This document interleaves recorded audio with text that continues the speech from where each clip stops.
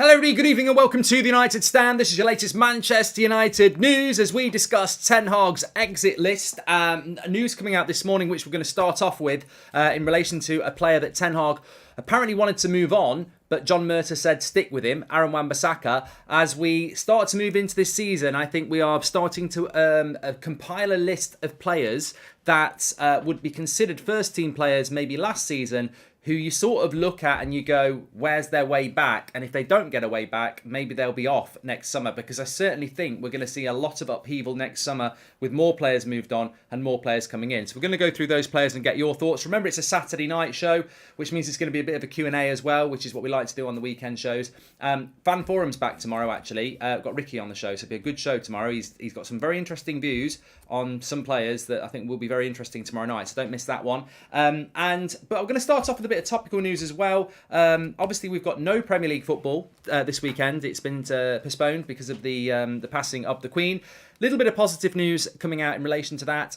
Next weekend, I think it's The Athletic have reported this in the last hour or so, there is hope that the Premier League games will go ahead next weekend. If you're not aware, the funeral has now been announced of the Queen, which will be a week on Monday, which means that will be a national day of mourning and a bank holiday and everything like that, as the nation pays their respects to the passing of the Queen and the rest of the world in many parts. But the weekend would be free for sport. The only caveat is that because of the events that will take place in London over the weekend and on the Monday, they may move games that were going to be played in London. Like, I think Chelsea are playing Liverpool, that might get played at Anfield or something like that. So that might be happening. But I think Manchester United against Leeds, there's not really any reason why that wouldn't take place next Sunday. So hopefully we will get next weekend a football. It will be a week on Monday, the funeral. So there is still a chance that there won't be football, but I think there will. And obviously we know we're going to play on Thursday night as well. So hopefully we will get some football next week, which is good because we don't want any more games being postponed with the scheduling already ridiculous this season. So that's something to start with. Mind the snails, says Lee Berman. If you know, you know. If you know. A few people talking about snails, justice for snails. Yes. Right, so let's get into the main thrust of the show. I want this to be interactive. I want to get your questions in. We're going to do a bit of a Q&A hour, so get involved. But the first thing we're going to talk about is Ten Hag's exit list. And I think that this is something I've been picking up from you, the community, and on social media as well. A lot of people are saying Ronaldo's basically finished, or Maguire's never going to get back in. And I think there's a few players that it's quite interesting to discuss and see, is there a way back for them this season, and maybe rank it out of 10 or give it a percentage, whatever like that, in a discussion way, because I do agree with some of the players that have been suggested, and Luke Shaw's been mentioned, Fred's been mentioned. They've got 1 year left on their deal with the option of another year. Is it worth giving them a new contract? Are they going to play first team football? And you've got to look at it from the player side as well, because if you are Luke Shaw and you are understudy to Malacia, do you want to sign a new contract and be understudy for the next 4 years, or do you want to move and play first team football elsewhere? So we'll go through that. But what started this for me and what pricked my ears up was the fact that there was a story this morning from Dermot McCorrigan, who is a Athletic Spanish-based journalist, I believe. And he was saying that effectively Manchester United were very interested in Dest, and Ten Hag was looking for that reunion with Dest, who ended up going from Barcelona to AC Milan, and that Barcelona were quite open to it as well, because they felt that it might be a way that would force De Jong to go. I don't know why, but Ten Hag was interested in a reunion, obviously ended up going to AC Milan, and the reason for that was because we didn't move on Aaron Wan-Bissaka. And in the very same article, that journalist said that Ten Hag was very open to moving Wan-Bissaka on and creating that space to bring Dest in, but John Murtough backed Wan-Bissaka and basically backed him to stay at United and work for his place. So I suppose look, it's a story in a paper for a start. We don't necessarily know that it's fact, but I don't actually have a huge problem with that. I mean, at the end of the day, it depends what you want your director of football to do. Do you want them to just continually say, yes, Eric, let's do this, or do you want them to actually challenge at times and say, I don't think we should do this? I think the whole problem with some of the things from the summer, when you look at it, was Erik Ten Hag had obviously worked with Arnautovic in the past and wanted us to go for Arnautovic at one point, and we bid for Arnautovic apparently. That means that John Murtough sanctioned that, and so did Richard Arnold, for a bid to go in. And somebody in that football club should have looked at that and gone, this is a really bad PR move to try and bring someone like Arnautovic into the club. So you do... I know people will be screaming and shouting and going, oh my God, Mertens an idiot. Why didn't he just get... Why is he backing Wan-Bissaka when Ten Hag wants to get rid of him? And of course, in that particular story, I would side with Ten Hag. I think if he doesn't see something in Wan-Bissaka, Wan-Bissaka should have been moved on. And if John Mert is saying we're not moving him on, I'm backing him to do well at United, that's a dangerous thing to do, because look what happened against Sociedad the other night. Wan-Bissaka was on the bench, wasn't he? And he brings on Lindelof. So over a right back, and when Lindelof really got rinsed on that left hand side, on that right back. So is that a message from Ten Hag that, look, you've made me keep Wan-Bissaka, I don't really want to use him? So they should have moved him on, I agree. But I also agree that, maybe not in this case, but I do also agree that a director of football, if I was the director of football at Manchester United and you were the director of football at Manchester United, and Erik Ten Hag sat down with me and said, I would like to buy Frenkie de Jong, Antony, Martinez, Eriksen and Arnautovic, I would say 4 to them, yes. And for the 5th one, I'd explain why it's a no. So that's what I mean. I think a good director of football does have to sometimes say no to a manager for the benefit of the football club, because you know the football club really well and you know that Arnautovic won't go down well with the fans. But you also want a competent director of football who's not going to say things potentially like that, Eric, I know you want to sell Wan-Bissaka, but I believe he's going to work, because ultimately Ten Hag's the manager, and if he doesn't think Wan-Bissaka's going to work, it's not going to work, is it? So I think Wan-Bissaka is certainly one of those players that will end up moving on. I was very surprised. In fact, let me just double check. Was he on the bench the other night for Manchester United against Sociedad? Because that's Real Sociedad. There we go. I think he was. I'm pretty sure he was, but let me just double check, because I don't want to labour under it. Yeah, he was on the bench. So, I mean, that is a massive indicator, isn't it, that he's not part of his plans. Mark, thanks for your hard work. I watch your videos every single day and appreciate what you do, says Iraqi. Thank you very much for your super chat there. Hi, Mark. Love my new Butcher of Manchester t-shirt from United Stands. You're going to do a Formula 1 watch-along tomorrow, says Liam. I'm not doing a watch-along tomorrow. I will watch the Formula 1, but I'm not doing a watch-along for it. Those days are currently postponed. I won't be doing that, but I will be watching it. Let me just get rid of this person here. So yeah, I think that Wan-Bissaka is certainly on that list. And when you think about Ten Hag's exit list, I do think Wan-Bissaka's on there, and I think it's a very easy one to start off with, because he clearly doesn't trust that style of right back in his system. I'm sure he will get some game time, but I think it's the long goodbye for Wan-Bissaka, and we probably should have moved him on. I don't mind Wan-Bissaka. I think he's, in some ways, we're going to talk about Maguire in a moment, and in some ways I think Wan-Bissaka is quite similar to, like Cap says, how can Maguire be part of his plans and Wan-Bissaka isn't?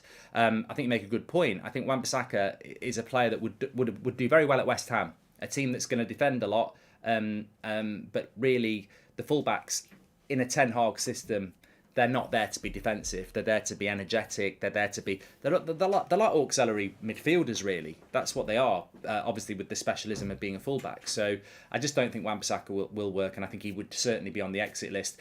And what we're talking about here is players that probably were first-team players last year that may be gone next summer, because I think there are a few. The next one, we'll start from defence and move forward, because there's 5 players really for me. And obviously I'm not talking about people like Brandon Williams, Axel Tuanzebe, Eric Bailly, Tellez, Phil Jones. I think those players are players that should have gone this summer and will go at some point. But I'm talking about 5 players that probably went into this season expecting to play first team football. The next one's Harry Maguire.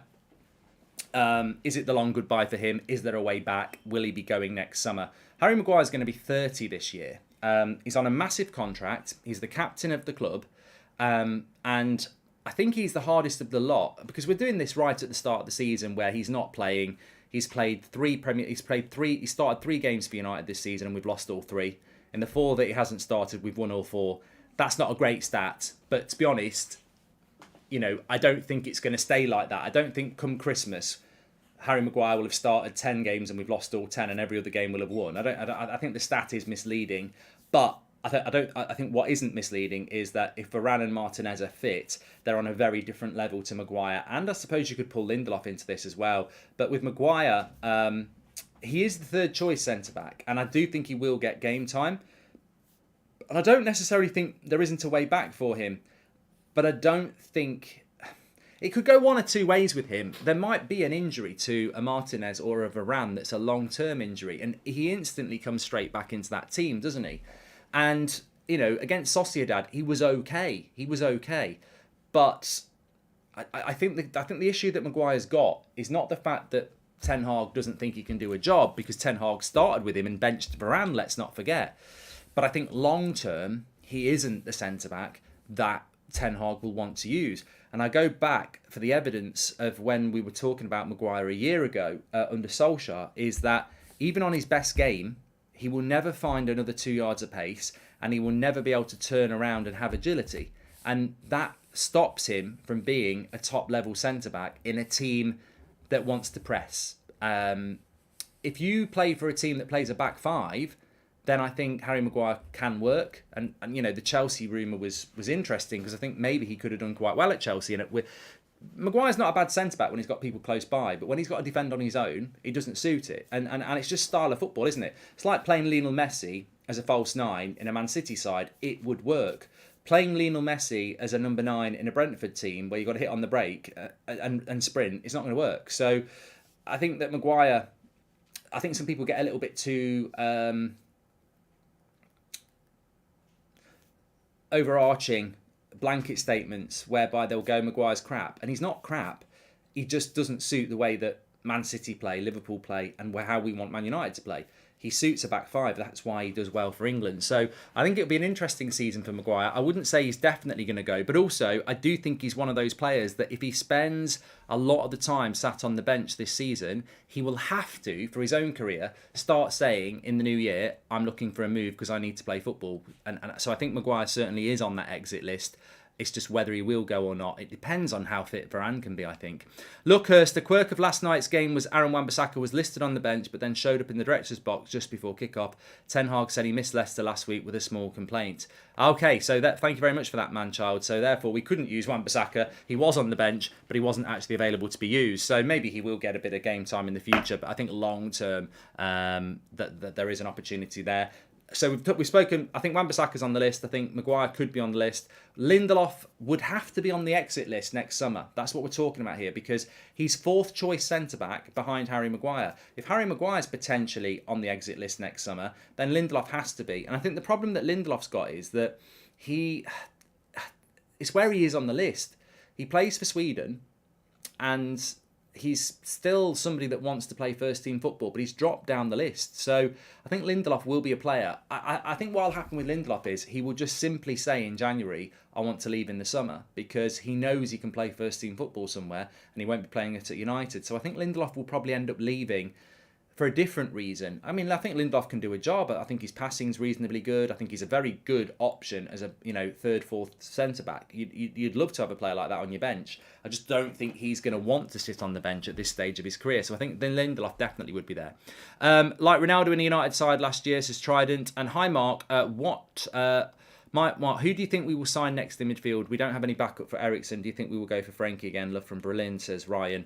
I think Frenkie de Jong will probably stay at Barcelona, won't he? I mean, it's a weird transfer that even Fabrizio was tweeting about tonight, because I think he scored, hasn't he, tonight? And the message is, I want to stay at Barcelona, which has always been the message. It's a weird transfer. I wouldn't be surprised if United still keep trying, but I wish we'd never tried. It's an irritating transfer at the end of the day, isn't it? And we've wasted enough time on it, to be fair. Staying with the back four, I think Luke Shaw has to be on that exit list as well. Probably similarly for very, very similar to Maguire. Was a first team regular, played a lot of games, and probably came into this season as the favoured left back, and then bad form and Malacia has taken his chance. It's difficult to see how Luke Shaw wins his place back. I think really he could do similarly to Maguire. There is a chance that he could win the place back. You suspect that either Shaw or Maguire will benefit from an injury to somebody that will give him a second chance, and that's all they need. But if Malacia stays fit and keeps performing well and keeps developing in a league like he has done fantastically well, then Luke Shaw will remain the understudy. Now, he's a very expensive understudy on somewhere between 150 and 200 grand a week. And also, I was having this chat with someone last night in the pub. Who is England's first choice left back? Cucurella is keeping Chilwell out of the team, although he did well last week. But Brighton's manager is now manager of Chelsea, who liked Cucurella. So, does Chilwell get in? And Luke Shaw's not starting for Manchester United. So, I think Luke Shaw might be somebody with 1 year left on his contract with the option of another year who might say, I want to move on. And look, Zane says, I think the Europa final will be us and United, as I think that's the only way you can get in the Champions League. Thank you, Zane. But I think that, it's not just going to be about Ten Hag saying these players are surplus to the requirements. Some of these players are going to have to start saying that they want to leave as well for the benefit of their career. And I think that whilst Luke Shaw could win this place back at left back, his form over the last 18 months is very, very worrying. And I think some of the criticism that Luke Shaw's had over the last 3 or 4 years is a joke. 18 months ago, he was arguably one of the best left-backs in the world. But for some reason, over the last year, it's just fell off completely. And I don't really understand why. And again, it's another player that I like that has just become unrecognisable. So maybe a change for Luke Shaw is what's needed. And I certainly think that with somebody like Luke Shaw, it's the same as Harry Maguire, isn't it? And I know he's a little bit younger than Maguire, who will be 30 this year. But with Luke Shaw, who's 27... that's still a reasonable age at 27, but maybe he'll want a new change. I don't know. We'll have to wait and see what happens with him. So we've done Wan-Bissaka, Maguire, Lindelof, Shaw. Funnily enough, that's our back four under Ollie. We're talking about all of them going next summer. I'm sure 1 or 2 of them won't, but they're all potentially on that list, and they've all got a very, very big season ahead of them. And I think they'll all be looking for first-team football elsewhere if they don't get back in the United side, which at the moment, you wouldn't take Delot out for Wan-Bissaka, you wouldn't take Malacia out for Shaw, and you certainly wouldn't take Varane and Martinez out for Maguire or Lindelof. So they have to be on that list, and how they respond this season is going to be very, very interesting. But yeah, that was Solskjaer's number... They were Solskjaer's favourites, weren't they? He never rotated them. It was Wan-Bissaka, Lindelof, Maguire and Shaw. I think moving into the midfield, I genuinely do not think, and probably we've learnt a lot about it over the last few weeks, but I think a few weeks ago people might have been saying Scott McTominay's got to go next summer. I don't think we're going to see that happen, and I don't think we should see it happen. I've always been quite comfortable with McTominay being a bench player. Maybe he'll be better than a bench player, but I just don't see the need for him to be moved on, and I don't think he would be moved on. Certainly not in the next season. Maybe in a season or 2, if he can't get first-team football, he might do. But Fred's one.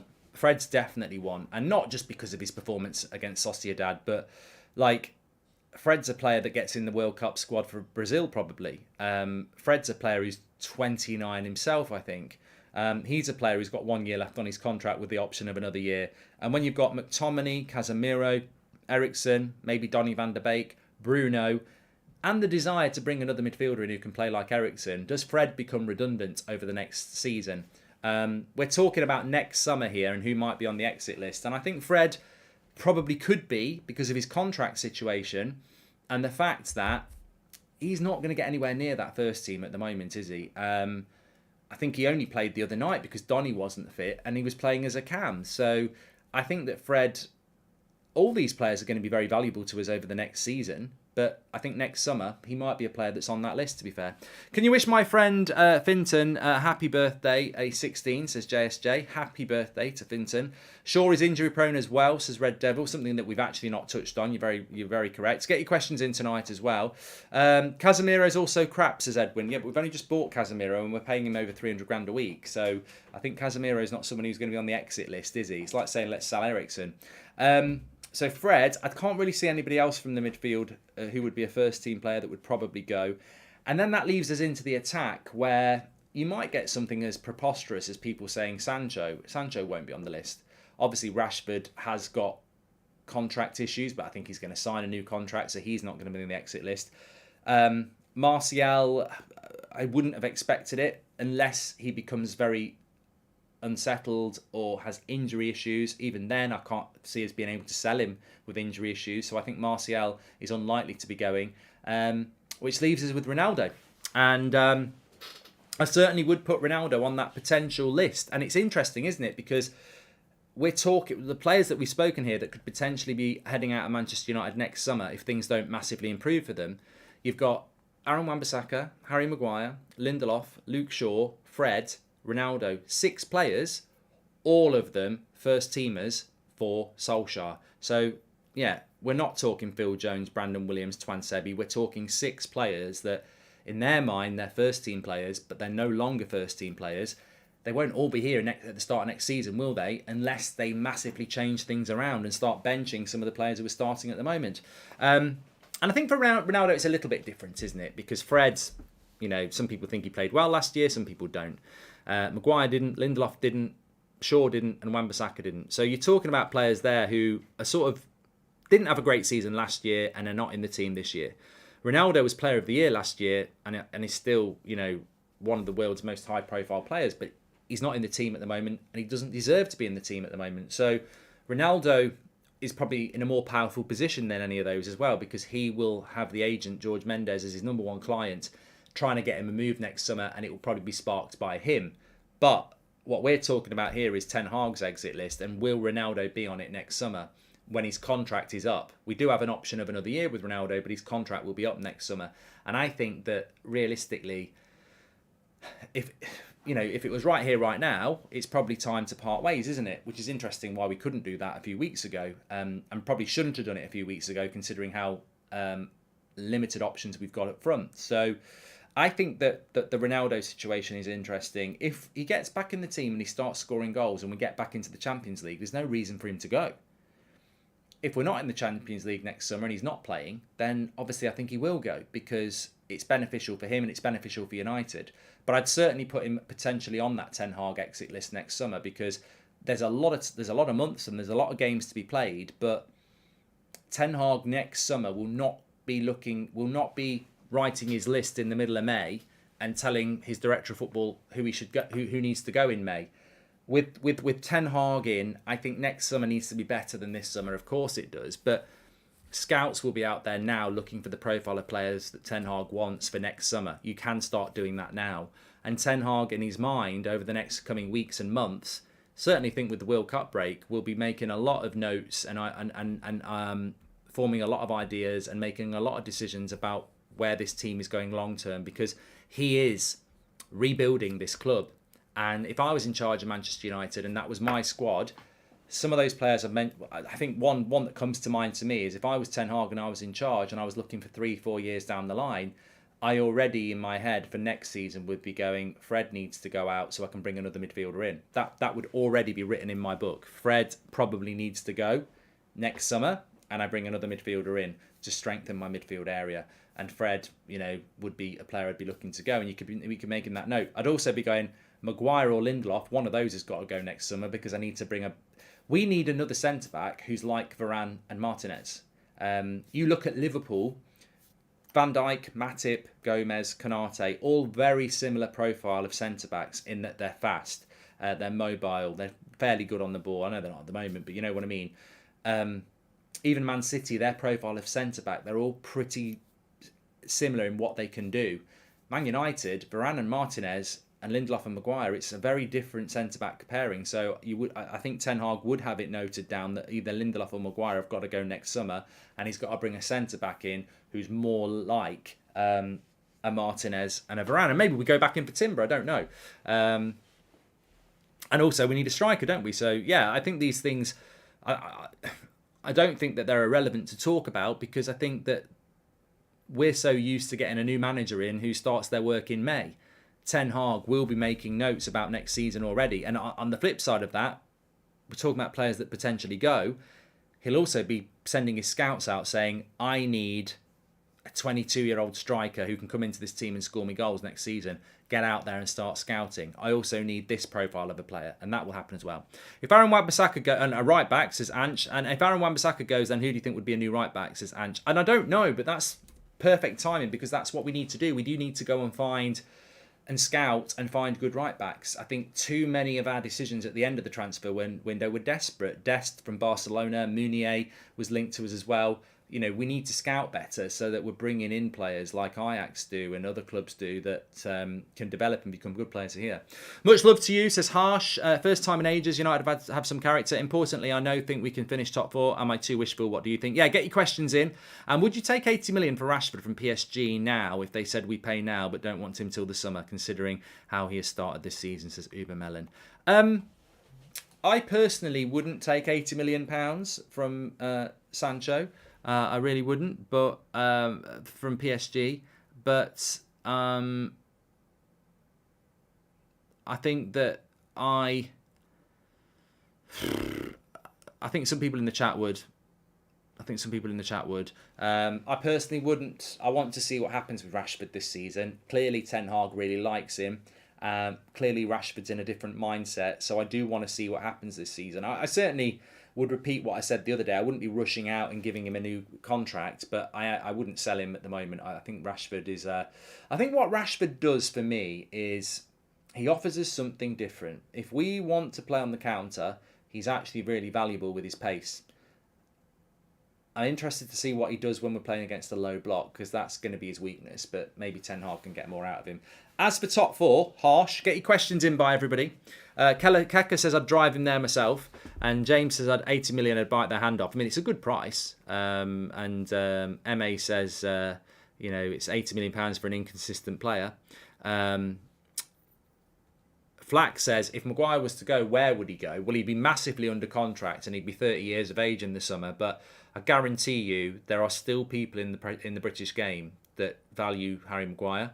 Unfortunately, if Southgate gets sacked, he'll never get a Premier League job, so he won't be able to buy Maguire. But I would argue that I guarantee you Lampard would want him at Everton. Lampard, the old English thing, he'd want him. Gerrard would probably want him at Villa. I think Moyes would want him at West Ham. Newcastle would probably go for him as well. So I think, as I say, I don't think Harry Maguire's a bad player.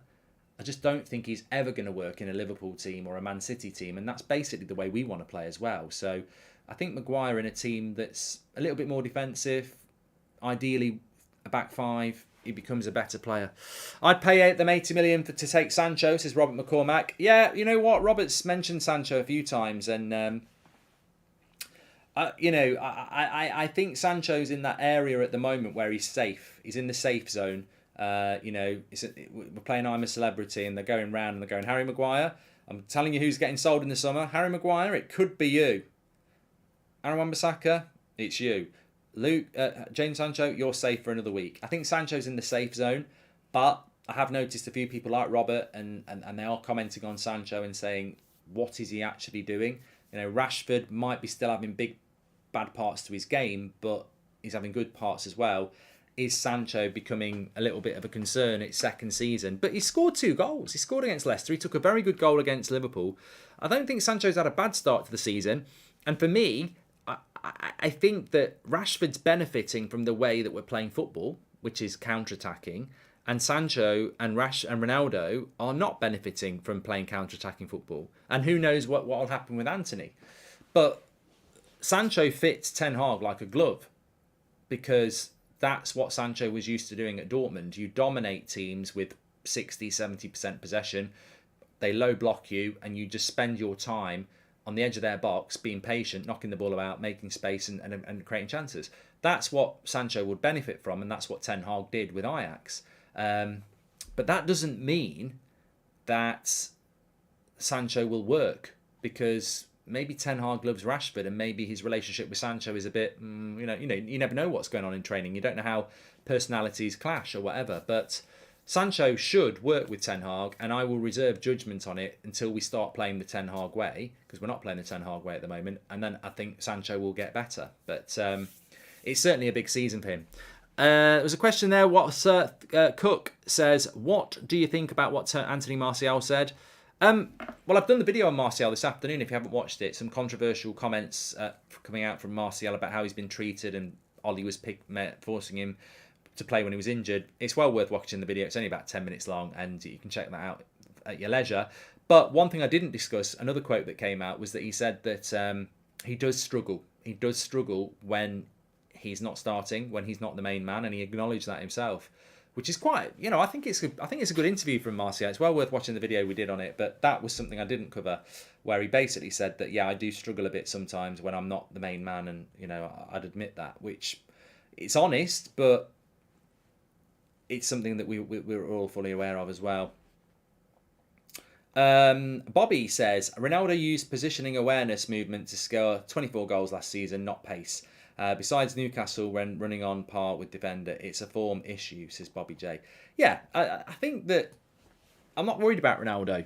And I don't necessarily want to spend any time talking about Ronaldo in depth, because we seem to do it every show. But I do think it's very, very early in the day to be writing Ronaldo off. And I certainly wouldn't do it. I wouldn't do that. And I just think it's a bit of a shame that we're not playing this week. Well, it's a lot of a shame that we're not playing this weekend. But if we can get a couple of games in and Ronaldo can get off the bench a bit, in the next two, go away with Portugal. He'll start with Portugal, and we should benefit from that. I think Ronaldo just needs to play some games. I'm not looking forward to the international break, but I'm looking forward to watching some of the games, because World Cup's coming up, and you want to start.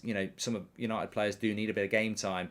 Jat says, congratulations on surpassing the Arsenal channel sub count. Great work. I've seen a few people talking about that. So we are now officially the biggest football club channel in the world. So well done to you. We have got the most subscribers. But in honesty, it's not... I suppose some people say it is about subscribers, but there are YouTube channels that have 4 or 5 million subscribers and their views have plummeted. So for me, it's about the community, the size of the community, and what we're doing. And for me, we've always been we've been the biggest community for a long time, because we're a community, aren't we? That's what we are. So I think thank you to you, and well done to you. I think which reminds me, please subscribe, bottom right hand corner. Goat says, I think Maguire would be a good defender team for top teams in the Championship or teams fighting to stay in the Premier League, not top clubs. He wouldn't be very good playing in a team fighting to stay in the Championship, in the Premier League, because he's that's the only thing he's good at. Getting relegated, isn't it? That's on his CV. But no, I think that I think people are a bit unfair on Maguire. I don't think he was that bad. In fact, I don't think he was bad against Sociedad. He's just not as good as Varane and Martinez, and that's absolutely fine. I mean, we've all had those things in our life, haven't we? We've all been at football clubs where, it happened to me a lot. I used to play centre back, and there was people who weren't as good as me sit on the bench, and that's the situation with Maguire. Varane is quite clearly better than Maguire, and Martinez is quite clearly better than Maguire, so he's got to sit on the bench. And I don't see a way back unless there's injury. I don't see a situation whereby Ten Hag suddenly goes, you know what, I need to bench Martinez for Maguire. I need to bench Varane for Maguire. I don't see that happening. So basically, his only real chance is if we go to a back five, which I don't think we'll do, or one of those players gets injured, which with Varane we know could happen. Maguire's big, and I don't think Harry Maguire will be sat at home hoping that Varane gets injured, although, some footballers probably do that because it's beneficial for them, but I don't think he's the sort of person to do that. But the only way he's getting back into this team this season is through injury. You could say the same for Luke Shaw, you could say the same for Wan-Bissaka, you can say the same for Fred. Some of them will get back in the team, but on form, they are where they need to be, and so is Cristiano Ronaldo at the moment. Do you think Maguire will leave? Says Ahmad. I don't think at the moment he can have that in his head. I don't think he can. He's got to believe that he can get back into the team. His focus has got to be that. But 30 years of age in March, he might think, you know what, I'm happy to stay at United for the next few years and just be the third choice centre back. Maybe he will. Maybe he will. There's people like Phil Neville who were happy to sit on the bench for large parts of their career because he wanted to be here. So maybe Maguire will. On the other hand, maybe Ten Hag has a chat with him and says, look, I want to bring another centre-back in who's probably going to make you fourth choice centre-back. If you're happy to do that, that's up to you. But ultimately, I can't give you game time. So, there's the door. Or Maguire might go himself and say, look, I want to play first team football. I'm 30. I'm going to be retiring in the next few years. And I want to move. We're not there yet with any of these players we're talking about, but I guarantee you this now. I cannot see Aaron Wan-Bissaka, Luke Shaw, Victor Lindelof, Harry Maguire, Fred and Ronaldo all being at this club this time next year. In fact, I will say this, you can clip it if you like, I think at least 3 of them will be gone out of those 6. I'd be very surprised if more than 4 of them are here. I want to thank all 3 subscribers I have, says Robert McCormack. Well, I'll subscribe to you, Robert. I didn't even know you had a channel, Robert McCormack. There you go. Jason Hills says, are there any previously weak combination of players that you think may change and become strong choices together under Ten Hag? Says Jason Hills. I think what you're saying there, Jason, unless I've got it completely wrong, I think what you're saying there is there a player that's not part of this team at the moment that can come into it and be really good, that people don't expect to be good? And look, I'm not using Ronaldo or Martial as an example because I think we all know that they can be good players. The player that comes to mind, I'm thinking of this player right now, and you're going to write it in the chat, a player that is going to surprise people and get back into that team. I've got the name in my head. Who am I thinking about? Who am I thinking about? Come on, chat. You know.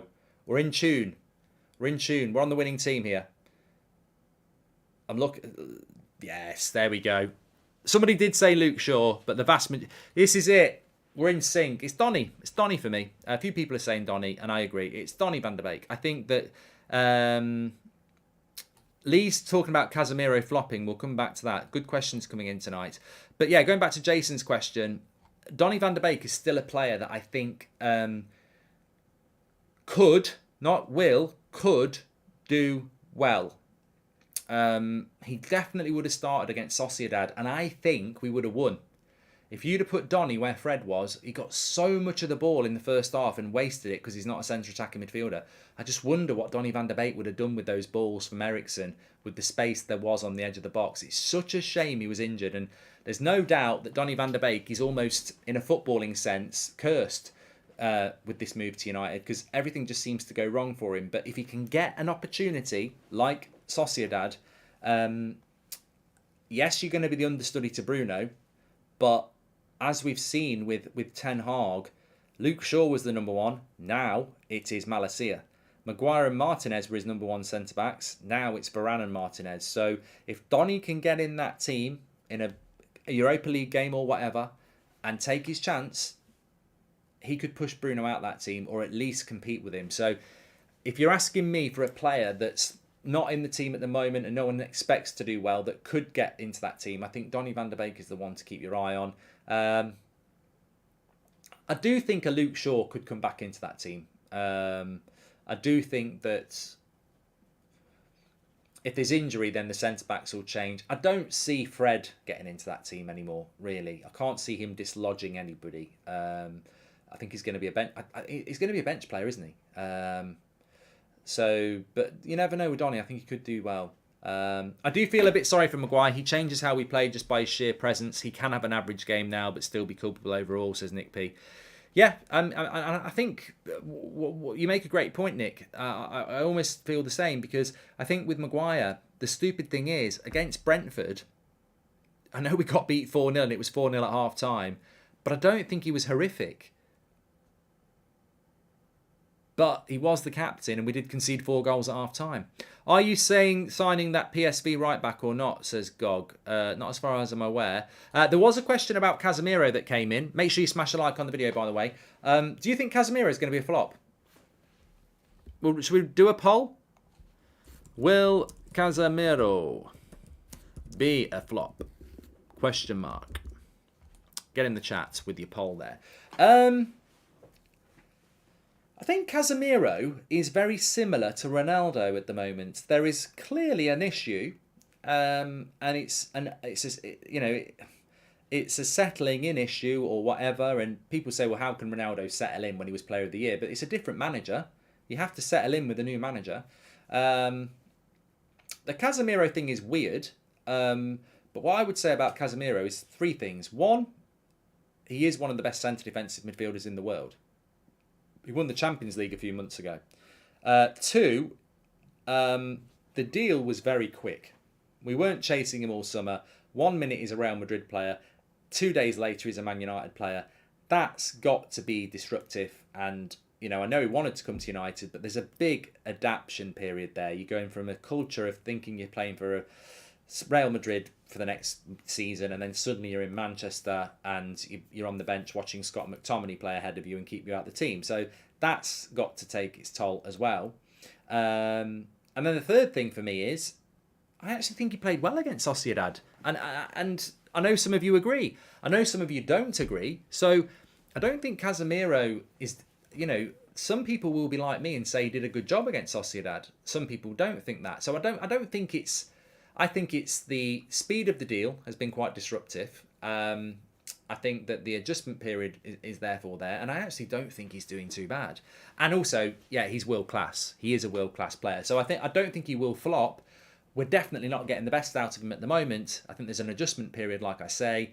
But I felt against Sociedad, yeah, there was a few misplaced passes, and there were when he came on against Arsenal and Leicester. But the shielding of the back four was very, very good. And let's not forget, we should have drawn with Sociedad, and they created nothing, really. Nothing. So Casemiro did a decent job, and I think he will get better and better. But at the moment, obviously, the shirt belongs to McTominay quite rightly. But longer term, I think he'll be very good, and I don't think he will flop. And 79% of you agree with me. It's not that we hate Maguire, but he changes the way we play to suit his fridge pace. Actually, can't stand him, says Michael Fetty.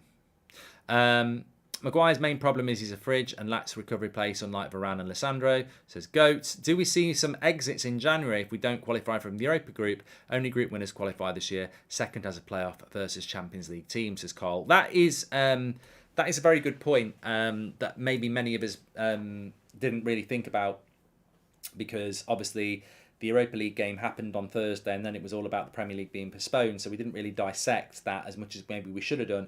And also, it was a draw, really. It was a terrible decision. But there is a cost for not winning that group, and at the moment, Sociedad will be the favourites to win that group. If you win the group, you play a game less in the knockout stage. If you come second in the group, you have to play one of the Champions League teams who finished third. So at the moment, we could be putting ourselves into that situation. Casemiro's quality will shine through in the big games when we need him to step up, says Blazing Ace. And Casemiro played fairly decent first half with Eriksen. He's a midfield destroyer and will never do fancy passes. Exactly, Min. I think, it's understanding the job that he does. He's there to break up the play, isn't he? You know what? I don't know. I'm just having a quick look now. I'm sure many of you will already know in the chat, but we play Sheriff versus... we're playing Sheriff, aren't we, on Thursday night? What are they called? Sheriff.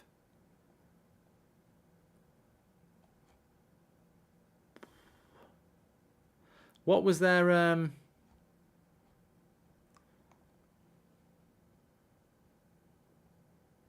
They beat Ammonia 3-0, didn't they? It could be an interesting... I don't know loads about them, but it could be an interesting game on Thursday night. So, yeah, we'll have to wait and see on that one. I'll have to wait and see. Tiraspol. They're Moldovan, aren't they? Alan says it'll be a tough game. That's based... I mean, I don't come from a position of strength here, but they did beat Real Madrid in the Champions League, didn't they? And I think they're not going to be a walk in the park. I don't think they're going to be a walk in the park. I would hope that we would win it, but it might be quite a difficult game. I was speaking to... in fact, big shout out to Beryl if you're watching. She sent us this note about this. I think there's a programme about the Champions League on Paramount Plus at the moment, and they were talking about Sheriff and what they're all about. And I think they're owned by like millionaires or something like that. But they might not be as straightforward as some people think. Which in a way I think is a good thing. I want a difficult game on Thursday because I don't want us going cold into Leeds. Leeds is at home and we should win it, but they'll have had 2 weeks off by the time we play them because they didn't play last week, obviously, and obviously they didn't play at the weekend. So I think it could be an interesting game on Thursday night. We'll have to see. Keep the questions coming in. Red One says Casemiro is world class. We need to be patient.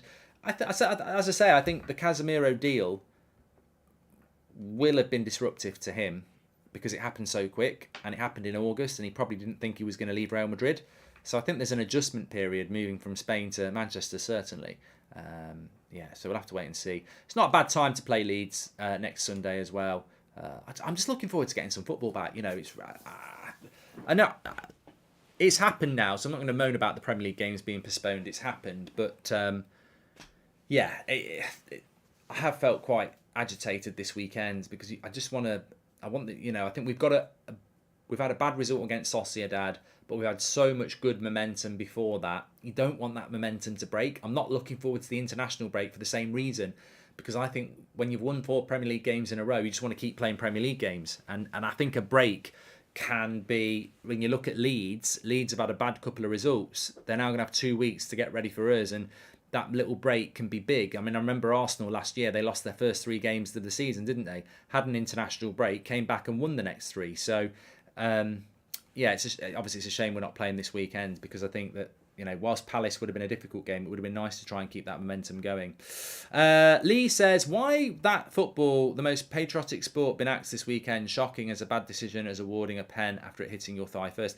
Does it? Yeah, Lee, look, the football should not have been postponed. I was playing a bit of Fall Guys this afternoon with Seb, and then we put the telly on because I was going to watch the Formula 1 qualifying, and I've got cricket on my TV at the Oval in London, and I'm like, why is cricket allowed to go ahead but football's not? But look, we've got to live with it now. It is what it is. Hopefully next weekend we'll go ahead.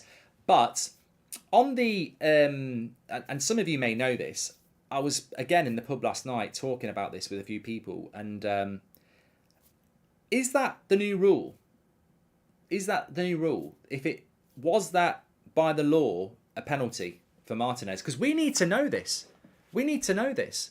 I obviously had my outrage on the watch along, because as far as I'm concerned, if you take a shot and that shot is going nowhere near the hand, but it hits the player's leg and deflects to the hand, is that technically a penalty? Because if that's in the law book, and I presume it is, because they reviewed it with VAR as well as for the referee, I can't get my head around that.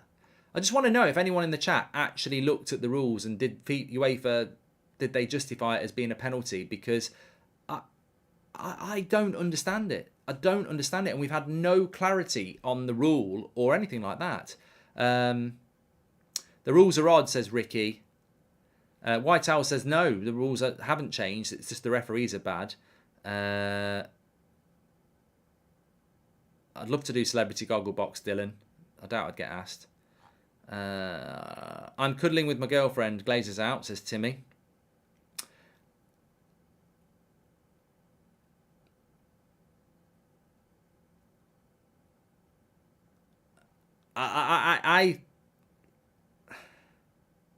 UEFA have a rule: if it's a deflection, then it's not a penalty. UEFA website rules say it wasn't a penalty, says Luke. It would never be a penalty in the Premier League. That would never get given in the Premier League. But I just wondered if there was something in the rules that justified it, because it's not a penalty. I don't care. I don't care if look. I watched last weekend's Premier League game. It should have been a goal for West Ham. It should have been a goal for Newcastle. The offside thing that happened against Villa was a disgrace as well. And I don't support any of those clubs, so I can look at it. If I'd have been watching Arsenal play Sociedad on Thursday night and that had been given as a penalty, as much as I would have found it funny, I still would have said that's never a penalty. I can be very open-minded, even if it's against the rival. It's just not a penalty. The Milner one the night before was a penalty because his hand is really far out and it hits the hand, and it's a shot on goal. I'm not saying that Milner did it on purpose, but that's a penalty. But the Martinez one, look, it's a bit like the games being postponed this weekend. We've got to move on. It's over, and it was a penalty, and they won the game, and we can't change it. But just taking it forward, in my mind, I'm still gonna. If I see that again, whether it happens against us or Liverpool or whatever, I'll say it's not a penalty, because for me it just can't be. Just can't be. Fell says, wasn't a penalty even if it hit direct, as his arm was close to his chest and hit from above the elbow. Yeah, I mean, that's a great point as well. I mean, let's not forget, he turns his back, he goes like that, his arms are in a natural position. So, yeah, it shouldn't have been a penalty even if it hit his hand. But there we go.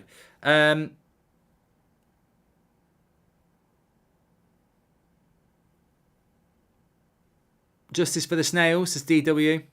Is that bloody Instagram story still up? I went out last night and a few beers. That's why there was no Friday night show.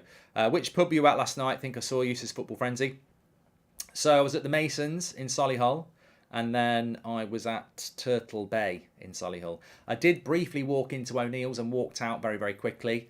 Used to go into O'Neill's in Solihull quite a lot. Walked in, music was very loud, and people were about 20 years younger than me. So I was like to the lads, we're not drinking in here. We're it's just we're not of that age group anymore. So yeah. But I had a few drinks last night, and I wasn't allowed to do an Insta Live. I've been told don't do an Insta Live. The Queen's passed away, and it's just not worth something that might come out your mouth. So I did a few Insta stories, but it was a good night. My voice is getting back to normal. This morning I was like, I sounded like, well, I don't know what I sounded like, but yeah. Hi from Calesta, says James. You keep asking that one. I have said it to you before. What are you doing tonight, Mark? Well, normally I'm doing my talk. I like this part of the show where we just have a bit of a chat. Normally I do my TalkSport show on a Saturday night, so 7:30 till 9 o'clock every Saturday night. I'm on TalkSport doing the call-in from the weekend games, but obviously there's no weekend games, so I've got the night off from that, which means I can do my 8 o'clock show here. Ethan, welcome to the Members Club. So I think that it's a bit like an international break for me this weekend. It's like there's no football I want to watch. I know you can find football if you want to. I've been watching a bit of the NFL. There's some really good Netflix series. I love Cobra Kai. I was watching the Amazon Prime, Lord of the Rings. So yeah, I'll probably watch a film or something.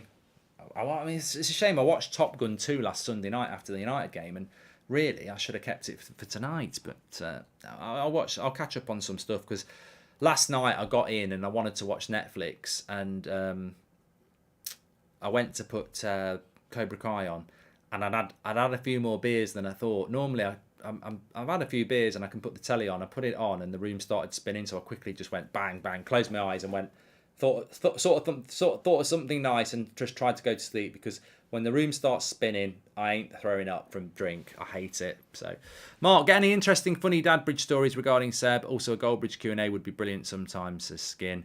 Check out Going for Goldbridge on my channel. Lots of you have watched it. Ex-United player called me out. I'm going to reveal the name of who it was. It was... No, I'm not really. I don't do that sort of thing. One day I will do, but I want them to sit opposite me first and do it.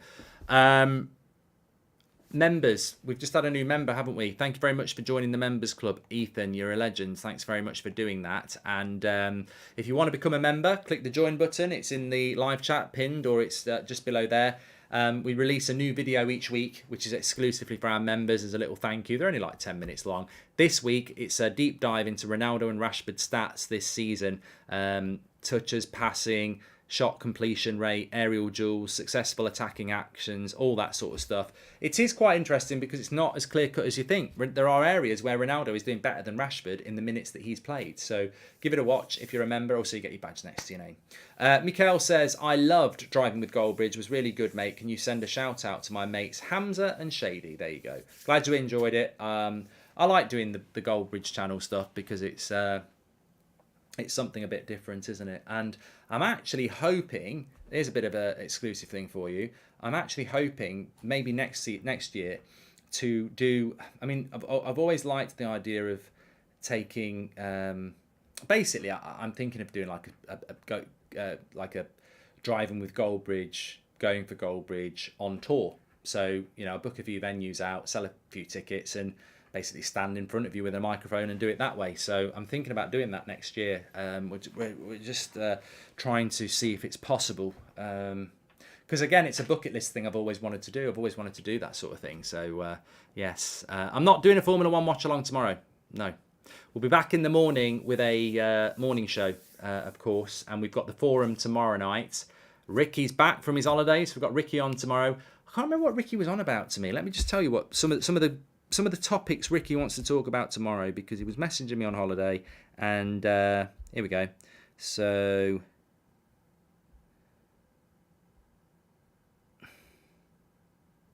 he's not happy with Fred. And he thinks Alanga is the standout winger for United at the moment. So be interesting to see. The thing about Ricky is he gets proved right more than wrong. You know, he does. So people laugh at him and then ends up being right. Whale, welcome to the members club. Thank you very much. I was at the Masons Arms in Solihull Tool. I would have come over if I knew it was you to talk about YouTube stuff. When will you be there next, Josh? There you go. Then you were in the same pub as me, Football Frenzy. I like the Masons in Solihull, but I don't know whether I'll be in there next. Well,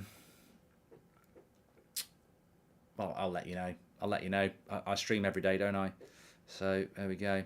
Anyway, look, I'm going to let you all get off. It's Saturday night in the UK, so enjoy whatever you're doing and take care. Thanks everyone for tuning in. I've really enjoyed the show tonight. Obviously, we'll be back in the morning, and we've got the forum for you tomorrow night. Looking forward to that. And then we're back into another week where we will be building towards press conferences and a game and everything like that. So a bit of a weird weekend, but the show must go on, which Queen sang. Not the Queen, but Queen, Freddie Mercury and co. And yeah, it's a weird and somber time, but yeah, I'm looking forward to getting some football back. Definitely looking forward to getting some football back. Lee, welcome to the members club. Thank you very much for joining. Take care, everyone. I'll speak to you all in a bit, and I'll see you in the morning. Thanks for watching.